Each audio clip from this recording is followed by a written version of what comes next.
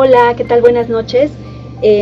Pues qué tal cuando a nosotras, a las mujeres nos sucede, bueno, a hombres y mujeres, pero en particular a las mujeres nos sucede que cuando ya estamos en los 30 y ya estamos en los 30 altos, acercándonos a los 35 y quizá después, o no tenemos pareja o teniendo pareja no vemos claro de si vamos a ser madres, a traer un hijo al mundo, y a veces nos empezamos a angustiar. Cuando se le llama, bueno, yo digo el síndrome del reloj biológico, pero para hablar de este tema está con nosotros el doctor Carlos Maquita. Buenas noches, doctor. ¿Qué tal? Buenas noches, gracias por la invitación. Gracias. Él es, doctor Maquita, bueno, es como director general de Red Crea, Medicina Reproductiva, que está con nosotros. Y bueno, seguro ustedes tienen claro esa angustia y la deben vivir junto con las mujeres o con las parejas cuando esta angustia del reloj biológico que se nos agota y que no vemos el momento de ser madres. ¿Qué es lo que ustedes enfrentan normalmente? Bueno, primero a veces la falta de información. Nosotros tenemos que explicar lo siguiente. De las partes más importantes para explicarles a los pacientes es el hecho de que las mujeres nacen con un número de óvulos determinado. Es decir, no producen más óvulos durante su vida, sino con los que nacen son los que van a tener. Entonces, esos óvulos a través del tiempo, conforme pasa la edad, se van dañando, su material genético se va fragmentando de algún modo. Entonces, a partir de los 35 años se van disminuyendo las posibilidades de que tengan bebés porque esos óvulos se van dañando. Entonces, esa falta de información es muy importante, sobre todo porque ahora, bueno, hay que entender, las mujeres ahora actualmente retrasan mucho su fertilidad por múltiples razones, motivos personales, desarrollo profesional, a veces porque no tienen pareja, o a veces porque no están en la situación económica más adecuada para tener hijos, ¿no? Entonces, a diferencia del hombre, que el hombre siempre está fabricando nuevos espermatozoides o produciendo nuevos espermatozoides. Hasta el final, ¿verdad? Hasta el final de su vida, la mujer no. Entonces, esa parte es la que primero nos cuesta mucho trabajo informar a las pacientes de que tienen que llevar una vida sana en muchos sentidos para permitir tener una mejor posibilidad de embarazo. Así es. Bueno, y entonces ante esa angustia que nos llega a suceder, que es real, ¿qué opciones tenemos como mujeres? Porque finalmente creo que la tecnología y la ciencia, por suerte, cada vez avanzan más. Claro, lo primero que recomendamos es, bueno, obviamente una mujer tiene que estar acudiendo al ginecólogo al menos una vez al año. Y a partir de los 30 años, tiene que ir modificando su estilo de vida, es decir, dieta, ejercicio, métodos anticonceptivos, tabaco, alcohol, sexualidad, número de parejas sexuales, bueno, todo bajarle eso al tabaco y al alcohol y sí, subirle la sexualidad. Así es. La idea es que ese estilo de vida tiene que cambiarse para que tengamos una paciente sana que tenga mayores posibilidades de embarazo. Por ejemplo, el tabaco y el alcohol disminuyen las posibilidades de embarazo. El tener múltiples parejas sexuales independientemente del problema de la ovulación, son pacientes que cuando tienen infecciones de transmisión sexual pueden dañar su aparato genital femenino, sus trompas se pueden obstruir por infecciones. Fíjate, o sea, entonces, tener múltiples parejas a lo largo de la vida puede ser un factor para disminuir la posibilidad de embarazo. No por las parejas, sino porque mientras más parejas se tengan, la posibilidad de infecciones de transmisión sexual es más alta. Claro. Entonces, una buena consulta ginecológica una vez al año va a permitir que esta paciente tenga su vida sexual plena como ella quiera, pero utilizando métodos que prevengan enfermedades de transmisión sexual y prevengan embarazos que ella no planee. Por ejemplo, el uso del dispositivo intrauterino puede causar en algunas pacientes también infecciones que pueden obstruir las trompas. Entonces, una paciente que esté usando un método de este tipo o cualquier otro, es mejor que vaya al ginecólogo. Entonces, el primer paso, ¿no? Que vayan a la consulta ginecológica una vez al año al menos, que se estén checando constantemente. Una vigilancia constante. Así es. El segundo punto importante es que hay que explicarles, ¿no? Es decir, aparte de darles la información, hay que explicarles cuáles son los porcentajes de posibilidades que ahora se tienen. Y esto va en relación al hecho de que ahora con muchas noticias del medio de la farándula y demás, luego nos preguntan los pacientes, pues es que vimos al artista fulanita tal que a los 45 años tuvo hijos. Pues sí, pero esa paciente, aunque no lo dijo, se sometió a múltiples tratamientos antes de lograr un embarazo. Entonces, una de las opciones que actualmente estamos planteando para las pacientes es lo que llamamos preservación de la fertilidad. ¿Qué quiere decir esto? Llega una paciente que tiene 30, 35 años, todavía no está con el plan de tener bebés, Entonces actualmente podemos utilizar un procedimiento en donde extraemos sus óvulos y los congelamos, los guardamos en un proceso llamado vitrificación y se pueden conservar durante muchos años estos óvulos. Entonces si conservamos sus óvulos de cuando ella tiene 30 años, si a lo mejor cuando tenga 40 ya decide tener hijos, podemos utilizar esos óvulos de cuando ella tenía 30 y entonces las posibilidades de embarazo son mucho más altas. Este tema de la preservación de la fertilidad se está utilizando no nada más por cuestiones de la edad, también se utiliza por cuestiones de enfermedades, pacientes que tengan, no sé, problemas de cáncer o incluso en pacientes masculinos también con problemas de cáncer u otros padecimientos, también podemos conservar los espermatozoides. Entonces, tanto óvulos como espermas los podemos congelar y guardar durante muchos años. Y es un tema del que no se habla mucho aquí en México todavía. No es cierto. ¿Qué tan recurrido es esta opción? Todavía muy poco, desafortunadamente todavía muy poco, sí. Falta de información, quizá desconocimiento. Menos que en otros países. Sí, por supuesto, aquí estamos en pañales en ese sentido. Sí. México creo que requiere mucho más información para que las pacientes o los pacientes en este caso... Es que quizá luego las mexicanas o en los mexicanos tenemos la cultura de que lo tradicional, lo natural, o como que no se le ve como algo que pudiera ser propio o apropiado, quién sabe, como que luego son prejuicios, ¿no? En buena medida, y también hay algo que yo menciono mucho y es muy constante.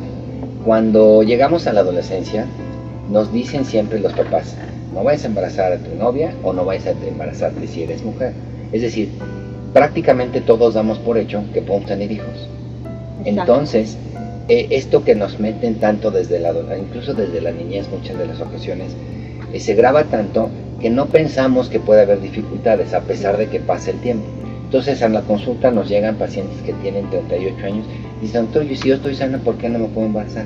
Y ahí es donde nos cuesta más trabajo explicarles. Que dejan pasar años antes de ir ya para un tratamiento de fertilidad debido a que pensamos que sí se va a dar, nada más que el tiempo no lo ha permitido o algo. Así es. Pero en realidad hay que tratarlo. Hay que tratarlo y hay que dar más información y diseminar más información para todos los pacientes, por supuesto.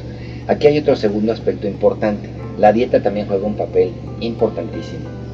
Actualmente México pues es el primer lugar en obesidad en el mundo. Entonces las pacientes que tienen sobrepeso u obesidad también van a tener más dificultades para tener hijos porque la calidad de la ovulación se altera. Entonces es importante, por eso, llevar la dieta, llevar una vida sana para que tengamos mayores posibilidades. Y esa parte también nos falta información, ¿no? Claro. Ya sea que estén gorditas o no, les cuesta trabajo entender que puede costarle trabajo embarazarse si tiene o mantiene el peso o el sobrepeso que tiene. Claro. Y finalmente entonces, cuando ya llegan al médico especialista o a la clínica de fertilidad, a veces ya es o muy tarde o demasiado más difícil lograr embarazarse. Es más difícil. Siempre que estamos tratando a una paciente o una pareja por problemas de reproducción, hablamos de porcentajes de éxito, es decir, de probabilidades. Siempre a las parejas les tenemos que contestar por qué no se han embarazado, es decir, hay que darles un diagnóstico y también decirles cuáles son sus posibilidades de embarazo, decir un pronóstico. Entonces es muy importante que la paciente que esté con su ginecólogo evalúe cuál es el pronóstico reproductivo que tiene, dependiendo de la edad, de enfermedades asociadas, del estilo de vida que tengan, de sus actividades propias. Todo eso va a conjuntar un pronóstico que en base a algunos análisis que nosotros podamos hacerles, podríamos tener mayor información para que ella en un momento dado tome la decisión. ¿De acuerdo? Y hay un último aspecto que también me gustaría comentar. Mencioné que muchas pacientes, muchas chicas, no tienen pareja. Actualmente es más difícil tener pareja. Entonces también nos ha tocado, o hemos tratado pacientes que sin tener pareja, deciden tener un hijo, sin tener que tener una pareja específicamente. Entonces aquí podemos hablar de la inseminación artificial utilizando semen de donador anónimo. Esa es otra opción, ¿no? Que curiosamente es más socorrida ahora que hace, no sé, 10 años. ¿Sí se llega a utilizar en México? Sí, claro que sí, sí, y con mucho éxito. La verdad es de que los bancos de semen que existen son instituciones muy serias, al menos con las que trabajamos nosotros, son instituciones muy serias, cuentan con todos los estudios necesarios estos pacientes que donan su semen, y entonces las opciones de embarazo son bastante buenas. Y esa es otra opción, ¿no? Que también a veces la gente no piensa, ¿no? Y ya no se preocupan tanto por el qué dirán. se preocupan más por el tener al bebé. ¿Qué tanto de las parejas o las mujeres que llegan, por ejemplo, a Red Crea, si están ya dentro de o después de los 35 años, en el caso de la mujer, y el factor de la edad es el conflicto para poder embarazarse? Bueno, yo le diría que el 70% de las parejas que llegan con nosotros llegan con edades mayores de 35 años, es muy alto. Por otra razón también importante, que esto también, qué bueno que me lo menciona. Cuando una pareja enfrenta un problema de fertilidad, tarda en promedio, calculado, 4 años en llegar al especialista adecuado. Eso es un punto. Eso es terrible, porque si una pareja empieza a los 32 a buscar un embarazo, 34, y tarda 4 años, va a llegar al especialista adecuado cuando ya tenga menos posibilidades. Entonces es muy importante recalcar que aquellas parejas o pacientes que tengan problemas de reproducción o que quieran evaluar su pronóstico reproductivo, acudan con un ginecólogo especialista en biología de la reproducción, que son los encargados de tratar estos casos. Claro, es que luego lo estamos tocando con el ginecólogo, con el médico familiar y esto, y puede uno ahí estar años. En México tenemos esa costumbre del médico de cabecera que nos resuelve todo, y yo no digo que el ginecólogo general no tenga la información adecuada, pero yo creo que esos casos deben canalizarse con el especialista en biología de la reproducción. Claro. Y a ver, ¿cómo está esto de que puede hacer uno un diagnóstico oportuno de fertilidad? O sea, independientemente de que en este momento quiera o no tener hijos, ¿puedo yo con mi pareja ver si sí somos fértiles? Claro, actualmente ya hay varios análisis que se pueden realizar para saber, digamos así, cuál es nuestro potencial de fertilidad, digamos entre comillas, aunque no se utilice el término. Pero sí es importante cuando acudan con el especialista en biología que este doctor les puede hacer análisis. Por ejemplo, en el caso de la mujer, un perfil hormonal para evaluar en ese momento la calidad de su ovulación. Incluso hay algunos análisis que nos permiten dar un pronóstico de qué tanto le falta para empezar a tener problemas de ovulación. ¿Ah, sí? Claro, por supuesto. O sea, ¿qué tanto se va a agotar de verdad ese reloj biológico que luego nos preocupa? De hecho, se le llama, el término médico de lo que llaman reloj biológico, se llama reserva ovárica. Es decir, la mujer tiene una reserva ovárica desde que nace, llega a la adolescencia, empieza la menstruación y demás. Y cada mes se va ocupando o agotando uno de esos óvulos. Así es. Entonces evaluamos la calidad de su reserva ovárica, evaluamos la presencia de infecciones de transmisión sexual.